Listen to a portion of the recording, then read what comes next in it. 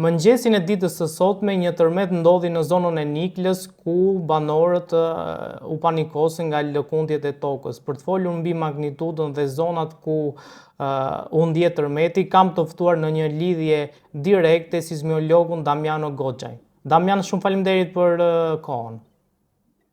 Kënaqësi. Damiano, mund të na thoni pak mbi, po themi, forcën e tërmetit, dhe ka pasur pasoja? Atëherë, magnituda e tërmetit sotshëm ka qenë 4.4 në shkallës Richter, ka qenë lokalizuar 7 kilometra në deri perëndim të Kamsës, pra ka qenë relativisht pranë kryeqytetit, përjetoi dhe është ndjerë me një numër i madh njerëzish nga aktivitet që kanë bërë. Ky tërmet me magnitudën me vlerën e magnitudës së tij kategorizohet në intervalin e tërmetive nga të vegjël në të moderuar, pra është një tërmet i cili ndihet nga njerëzit, por nuk shkakton dëme materiale në banesa apo në ambiente. Damiano, ne kujtojmë tërmetin e 2019-s që pat në fillim disa lëkundje, tërmete të vogla. A rrezikohet Shqipëria që të ketë tërmete të tjera, po themi, ndoshta me magnitudë më të madhe?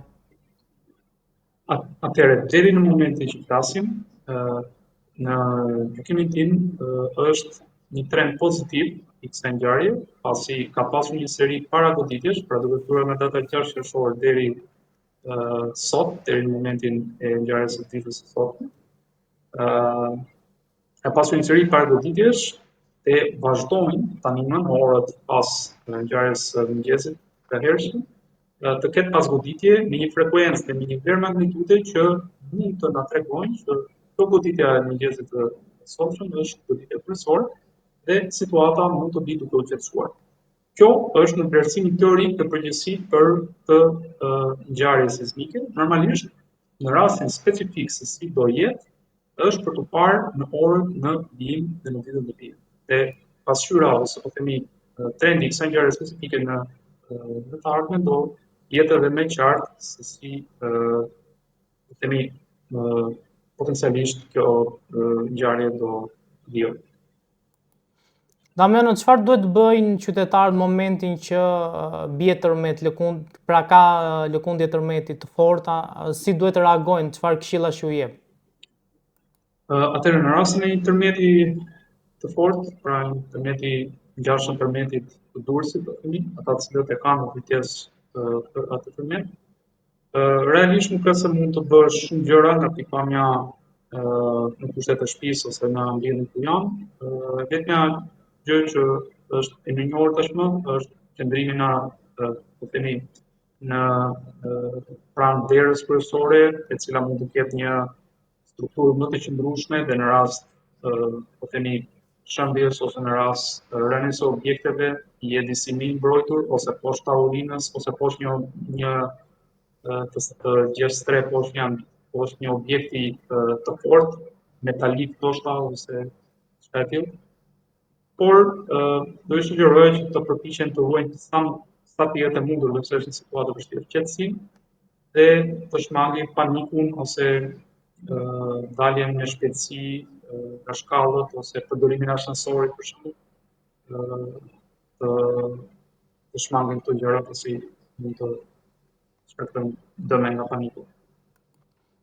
Ju keni ndërtuar një sistem, po themi, të mirë të monitorimit të lëkundjeve të tokës. Cila është zona që ka më shumë lëkundje në Shqipëri, pra që cila qytete pak a shumë kanë më shumë lëkundje?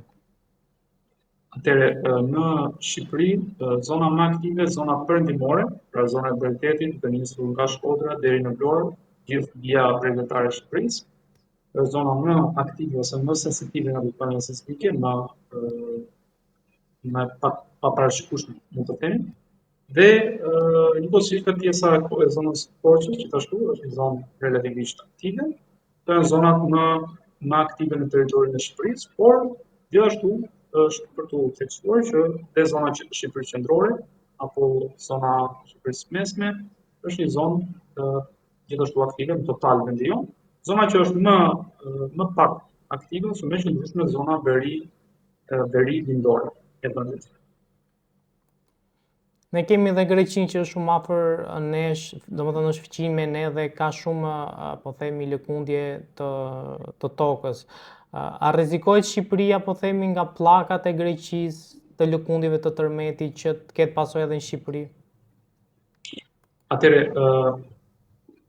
efektet e tërmeteve të Greqisë nuk kanë një lidhje direkte me tërmetet tona. Normalisht tërmetet janë fenomene komplekse të cilat ndikojnë me shumë faktorë në kohë dhe në aftësirë dhe në distancë, por tërmetet e mparshme në Greqi, sidomos ato në Santorini, në ishullin grek, janë tërmete të cilat nuk kanë një ndikim për drejt në aktivitetin ton sismik në Shqipëri. Damiano, faleminderit shumë për të gjithë informacionet që na përcjellët. Është kënaqësi, ju uroj një ditë të mbarë.